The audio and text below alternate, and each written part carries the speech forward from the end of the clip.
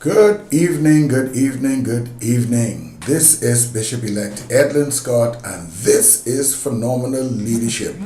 I want you to reach out to your friends and let them know that we are live with another session of this very powerful and inspirational program. I want you to like and share as you come and join the broadcast. Like and share. I can't say it enough. Like and share. I'm sure it's going to be not only a benefit to you, but to as many persons as you can share it to, it's going to help them. Because whether you are leading 5, 100, 1,000, or even leading yourself, every one of us has the potential of becoming a great leader. Here's the other side to that. Everybody is entitled to good leadership. And so that's why you want to be a part of Phenomenal Leadership. So for the next 30 minutes, we're going to be talking about things that can help develop the leader that God has called you to be. Why is it important for you to develop your leadership? Because God has called you to lead yourself. You have been placed here to lead yourself. The decisions of your life lies within you. Are you making the decision? You know, I said to myself in December of last year, as I was transitioning over to January, I said, for the past years, I've been going where everybody has been taking me. But I've determined that 2023, I'm going to drive. In other words, I'm taking charge of my life. You continue to get what you continue to get when you continue to do what you continue to do. But if you want something different, you got to do something different. If you want something different in your hand, you got to do something different in your head. And it translates out to your hand. And so when we catch a ride with people, we have to go where they want to go, where they want to drive, how fast they want to get there. And you got to do what they want to get done. But when you drive, when you take charge of your life, you get to do exactly what it is that you want to do. And so that's where I'm at. Everybody has the potential in them to be developed as leader. Nobody is born a leader. No one is born a leader. Leadership is a skill that can be learned. Some people have some little edges in different areas. Some are taller, so they make a better basketball player than a short fella like me. But that don't mean that they were born to play ball. They would have to have learned that skill. And so I want you to hang with me. And we got a great program for you tonight. Good to have you all joining us. Bishop, good to have you joining me tonight. Minister Hamilton, good to have you joining me. Those that are watching on the various platforms, got a great program for you tonight. And I want you to hang in there with me. Now, we're dealing with part 2. Tonight, we're going to deal with part 2 of managers versus leaders. We dealt with part 1 on Tuesday. We're going to deal with part 2. In part 1, I gave you 5 things that makes up a good leader. A good manager. Tonight, I'm going to give you 5 things that makes up a good leader. Tuesday, it was 5 things that makes up a good manager. Tonight, it's 5 things that makes up a good leader. So listen, everybody get busy, start sharing, because this one is going to be hot, real hot tonight.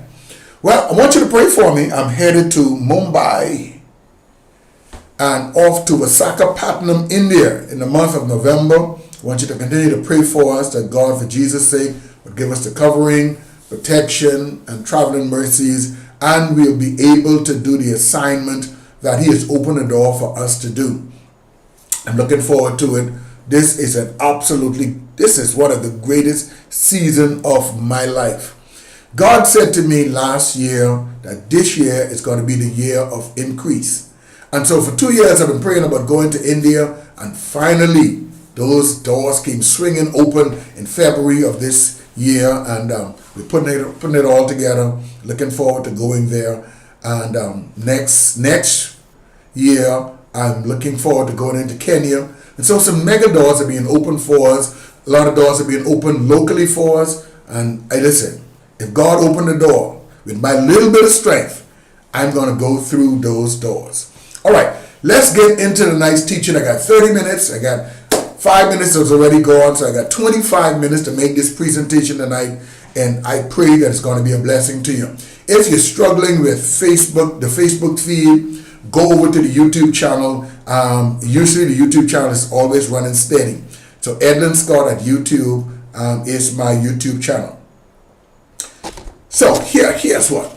Now, someone said the difference between managers and leaders boils down to this. People follow leadership because they want to. People follow managers because they have to. There is a distinct difference between leading volunteers and then leading people that are salaried, leading employees. It is much harder leading volunteers than it is leading people that are your employees, because when you look at volunteers come in the room and everyone has a totally different mind, a totally different way of how it's run, and because they are volunteering, they are very challenging. On the other hand, people know that you're their salary, and so they got to line up with you or no salary. And so there's a really big difference. Here are 5 things that you can find in good managers. Good managers have the skill to organize. A good manager must embody the skills to organize, put things together. All right? Then a good manager pays attention to details. A good manager pays attention to details. A good manager comes in the room and they can tell whether things are going on schedule or they're going to go off schedule. Whether the conversation is going to be fruitful or the conversation is going to disrupt the workspace. A good manager pays attention to details. A good manager has to be a communicator. If you can't talk, you can't explain, you're not going to make a good manager. A good manager must be able to offer directions, offer collaboration, have an ear for feedback, to listen out to what people are sharing and what people are saying. So a good manager must be a communicator. If you can't talk, if you can't explain yourself, you're not going to make a good manager. And guess what? A communicator is an unavoidable skill. That's a skill that you must have if you're going to be a manager. Communication, very key. And then a good manager knows how to manage time. Listen, if the project is for Christmas and you get it ready in Easter, you look funny right now at Easter setting up your Santa Claus, your Christmas tree, your Christmas lights. The theme in the store is all about Christmas all the time. So being able to manage time is very important. And then finally, being able to delegate.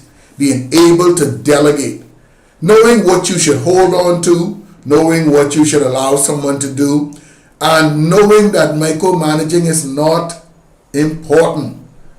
A manager must be a supportive person. All right? So I can delegate something to you, but if I don't support you with my delegation, it's just about as me not delegating it to you. All right, so here we are tonight. What makes a good leader? 5 essential skills that makes a good leader. All right? Now, you're going to find that these are kind of similar to what you just heard relative to the manager. They're kind of similar, and some may even be the very same. Now, I told you on Tuesday some of the requirements to make a good leader is some of the requirements that makes a good manager. So you got to be real careful. All right. Now watch this. The makings of a great manager. Ideally, leaders will also possess some of those skills. Whatever makes up a good manager, some of those things will be found in leaders. Additionally, above that, what do leaders need to be truly amazing at is inspiring the team. A leader must be amazing at inspiring the team. One of the ways to inspire the team is vision. While managers oversee the day-to-day operation of the team, leaders are more focused on the strategy and the shaping overall of the direction and the culture, where we go and how we act. Leaders are responsible for the direction and the culture. Because sometimes people can lose who they are in their transition. So you got to be very careful, and leaders understands this. Leaders always have a big picture in their head, and so they understand how to maintain the culture, who we are, how we do things. So they focus on the strategy and shaping of the overall direction of the culture, the department, and even the entire organization. So big picture is always the concern of the leader. So they do this with the mindset that it is important that leaders have foresight. It is important that leaders have foresight.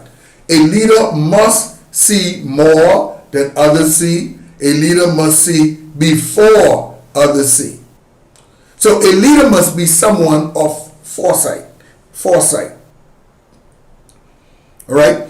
And not only must they have foresight, but they must have a big picture thinking mindset. They must have a capacity of a big picture.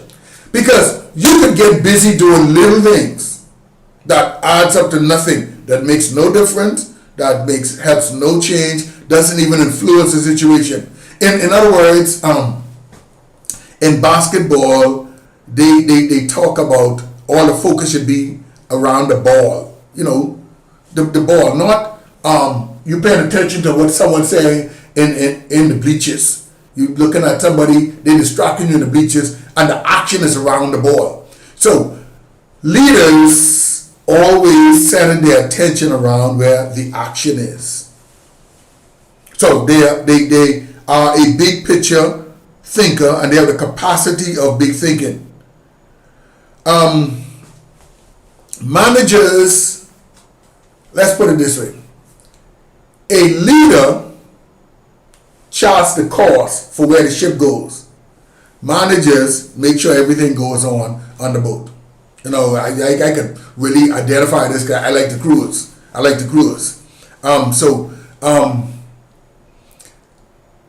The captain tells everybody where to go, but the captain is not concerned about what is being eat in the dining room, or what's going on around the pool, or what's going on in the gym, or what's going on in your stateroom.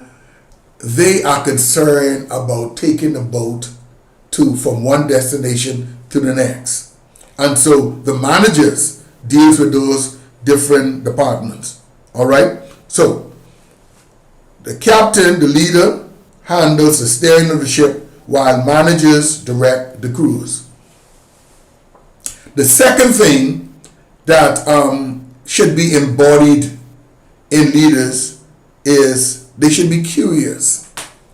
Leaders should be curious.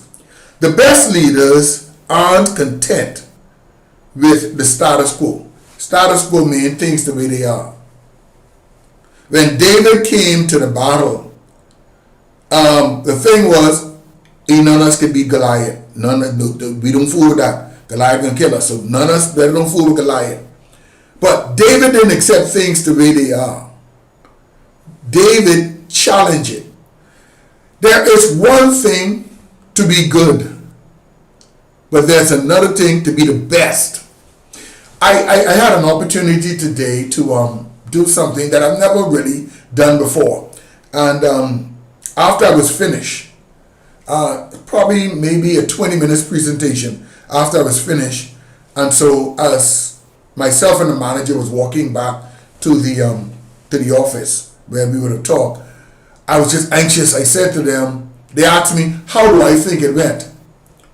I said, I am open to your critique. I want you to critique me. And so they spoke with me. They said, but how you feel about the whole? I told them how I felt about the whole thing. And so when we went back to the office, they sat with me and they shared with me what they thought I could have done differently or even better. And they said, was I too hard on you? I said, be hard on me because I want to be the best. And that break a smile in them because, you know what their thought was? The best is where they want everybody to be. And so someone being hard on you may seem like they try to put you down. But if you're going to be the best that you can be, you got to get it the hard way or let's say the right way. If you give it to them easy, then you're not going to help them. I used to have some employees and they were very dear to me. And when they came late, I didn't fuss them. I did nothing about it. I just allowed them. And when one of them were leaving, they said to me, I like working with you, but you really and truly have not prepared me for the job market. I said, why you said that? They said, because I've spent all these years with you and you still haven't taught me how to be on time. And I never really pushed it. I never pushed them to be on time, even though I wanted them to be on time, but I just like them too much.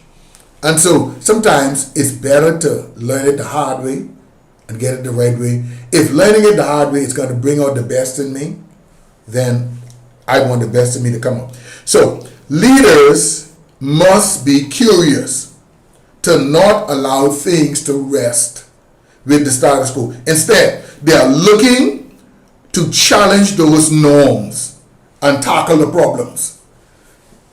Challenge the norms and tackle the problem. How do you identify the leader? The leader is the one that is challenging the norms and tackling the problems. And they're doing it with an innovative approach. And sometimes even a totally fresh perspective. Leaders are natural innovators. Natural innovators. Leaders don't see a problem as an obstacle. They just, once they see it, they see opportunity. Leaders are curious. They love to learn. They love to grow. And to become intimately familiar with how things work. I tell people this all the time. I don't just want to replace something that's not working. I want to know why did it go bad. And when I understand why did it go bad, I protect what I'm putting in. Because then I know that if I just take it, put it in the system, whatever made the first one go bad can make the second one go bad. So I need to see what I can do to avoid going bad. And so leaders, real leaders, they have the dirty hands because they want to be involved. They want to be familiar with how things work, as well as how they can make it better. I always thought that make it to good. Just make it to good. But is that the best it can be? And so as I grow as a leader, I'm always looking for, is this as best as it can be? Did I really offer, or are we offering the absolute best? And so sometimes you just can't settle. If 10 persons stand and there's 11 persons in the room, I want to find out why the 11th person didn't stand. Can they? Or what? I just need to know. The third thing that makes a good leader is communication. Now, remember now, communication, and ironically, communication comes at number 3. When we're talking about managers, communication comes again at number 3. It's just that the conversation now is a little different, but the conversation is important. The conversation is a little different between the manager and the leader, but there is a conversation. So there must be a good communicator. Communication is critically important for both leaders and managers alike. However, the method and the content of their communication can differ. While the manager needs to be able to communicate directions and feedback, leaders focus less on technical details, more on encouragement and empowerment. Leaders are concerned about encouragement and empowerment. Remember I told you on Tuesday, if you watched the broadcast, he gives the fivefold ministry for the perfecting of the saints, for the edifying, until we all come into the unity. And so, while managers communicate directions and feedback, leaders focus on less technical things. They are more focused on encouragement and empowerment. Encourage people. Hey, you're doing a good job. It is easy to spot something wrong.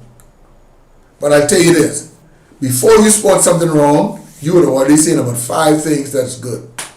But it just seemed like it's human just to dive in on the wrong thing as opposed to talk about the good things. You know, I have a problem when people look at me as someone who needs help. Because when you feel like I need help or I'm broken, you want to fix me. I want to be empowered. I don't just want you to see me be looking at me as someone to want to fix. That's a different thing. When you add value to someone, when you add value to somebody, that means you respect them, not see them as a helpless soul. Leaders are good listeners. Leaders are good listeners. Remember I told you, as a manager, being a good communicator is one aspect of it. Being a good listener. Because here's the thing. If you don't hear the problem, if you don't hear what people are saying, how do you address their needs? Or I just discern it. Oh, why discern it when you can just listen to what's going on? Whenever someone comes to me for counseling, I allow them to talk and finish their conversation, because there are a lot of conversations that sound like it's going in one direction, but not necessarily so. Some people just don't want to talk. So rather than communicating, also get your feedback. Listen.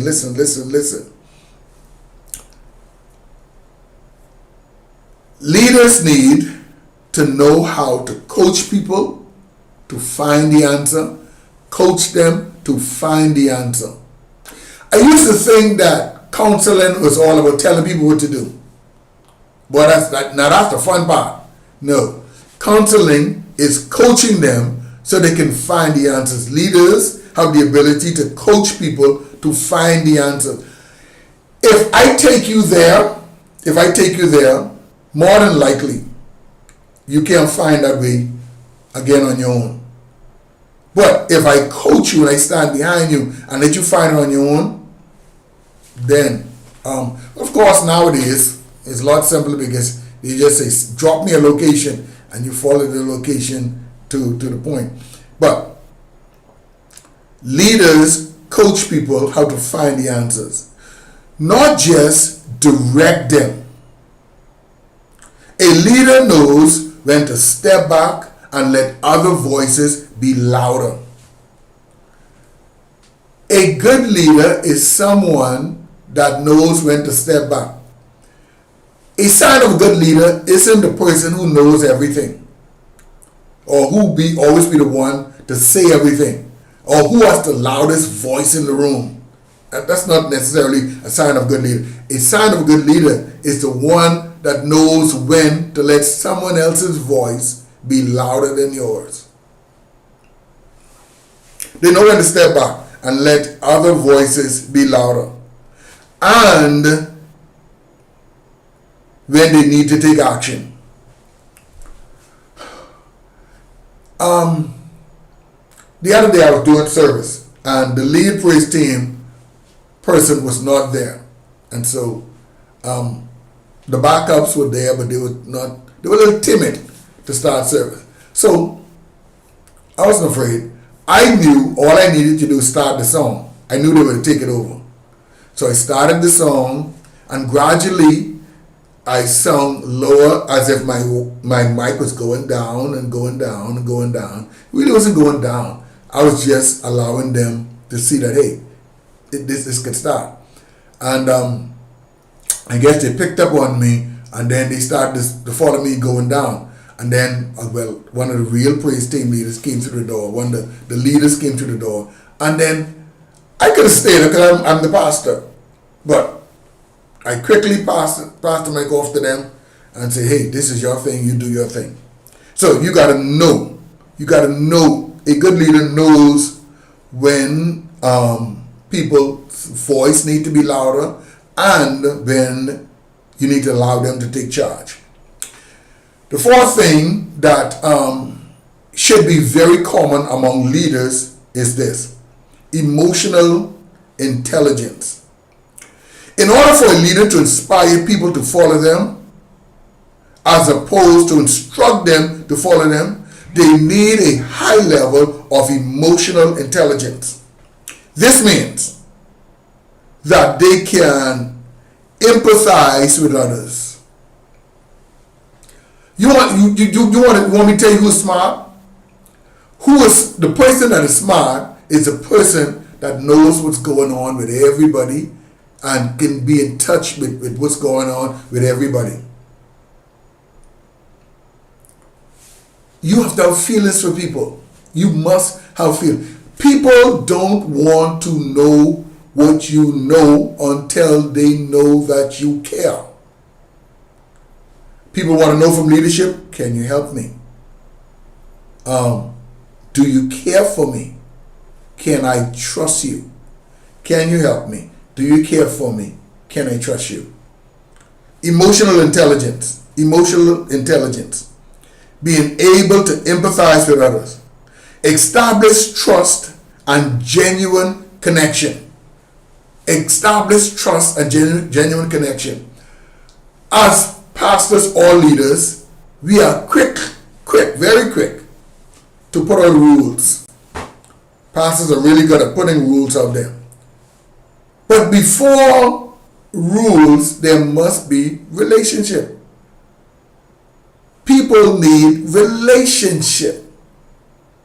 Emotional intelligence. You must find a way to get into my head. When you get into my head, get to my heart. When you can touch my heart, then you can get what's in my hand. The reason why we're not getting from people is because we may have touched their head, but it didn't translate down to their heart, and that's why the hands didn't move. When we spoke into their life, into their head, rather than get their hands towards you, you get anger coming out of them. And it's because of what you do. So as a leader, you must be emotionally intelligent. If you don't like something, why do you think someone else is going to like it? If I think I sound bad, more than likely I sound bad to somebody else. And you have a lot of people can give and they can't take. So a leader is an emotionally intelligent person. They establish trust and real, genuine connection. And then motivate those people accordingly. When I was sharing with the manager today, and I said to them, I said, what is important is being able to connect with people. Don't just say it and assume that they because they're in the room, they're hearing it. Some people are in the room because they have to. Some people are in the room because they want to. The one that's in the room because they want to will hear everything you say. The one that's in the room because they have to, it's not hearing. I was fixing somebody's computer today. And while I was fixing their computer, they share a class with about 8 other persons. Right? They were online, and the other 8 persons was online. And the facilitator was saying to them, and we called them by name, and asking them a question, and nobody was answering. And you know why I believe no one was answering? Their camera was off, and they just wanted to appear that they was in the chat room. They was not in that chat room. Their computer was in the chat room, but they was not there because it was impossible. The greatest thing that you could hear from anybody is them calling your name. And you may not know your license plate on your car, but you know your name. And you cannot call 8 persons' name and not one answer. They just log in so that they could have been recognized as a part of the class, but they wasn't even listening. Some people are there because they have to, but not because they want to. And because they're there because they have to, they are not connecting. So emotionally, leaders have to be emotionally connected with people. When we are connected because we got one the same color, that no biggie. For God so loved the world that he gave his only begotten son. While we were yet sinners, Christ died for us. Emotional connection. Peter said, I love you now, I believe you. Peter was just a part of the group, but he was not emotionally connected. Because as soon as they asked me, hey, you was one of them. He said, not me. He started cursing and swearing. Emotionally connected. A leader is emotionally connected. When I was getting married, and my father giver, which was my wife, it is my wife's uncle, he asked me, he said, do you love my niece? And he was in one of the wars, one of the U.S. wars, and he held my hand, and he's like about 6. Well, I'm sure he's more than 6'2", because I had to look up at him. And he looked me straight in the eye. He said, do you love my niece? So I said, I'll die for her. He let my hand go. He said, yeah, you ready to marry her?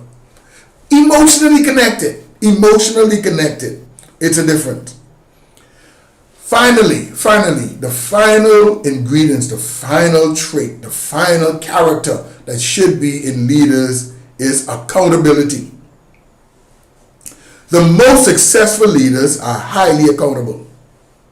They view themselves as responsible not only for themselves, but also for the people who look up to them.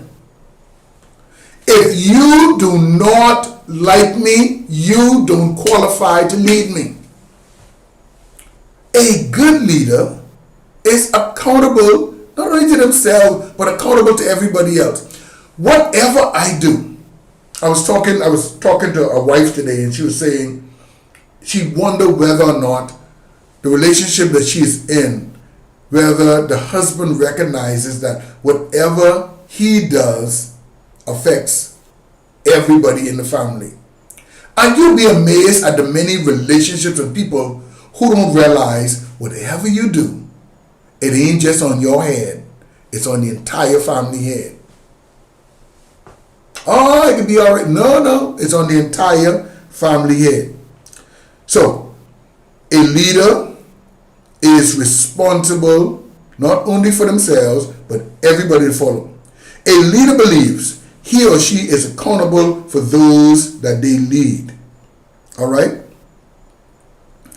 Managers believe he or she, her team members, are accountable to him or to her.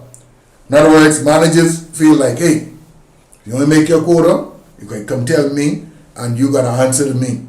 A leader, on the other hand, feels like, hey, I'm responsible for you. You know what John Maxwell says? Everything rises and falls on leadership. Everything rises and falls on leadership. A manager, on the other hand, feels like if that department failed, you are responsible for the failure. All right. So let's quickly, as I wrap up tonight, I want to encourage you, if you've not caught the first half on Tuesday, go back there and watch it, and then you get a better understanding. We talked about managers versus leaders. So, what makes a good leader? What are the essential skills of a good leader? Must have a vision. Must have a vision. Must be curious. Not just settle for whatever is being displayed. Is that it? You know? Shake the bottle up, turn it upside down. Make sure, put it up to the light. Make sure that's all can get out of it. So they must be curious. Then they must be a communicator. They must be a communicator. Then they must be emotionally intelligent. And then they must be accountable. Well, we've come to the end of this program. Certainly we thank God so much for you. What do you have in your life? Do you have a good manager or do you have a good leader? And so these two programs have been designed for you to identify. And if you're in one of those capacities, if you are a leader and you're operating as a manager, then you need to bring it up. You need to bring it up. And it's not meant to expose you. It's meant to educate you. And so thank you so much for being a part of the broadcast tonight. Well, I'm your friend, Bishop-elect Edlin Scott, and hope we have said something that will not just give you information, but give you information that would lead to transformation. God bless you. Have an absolutely beautiful evening.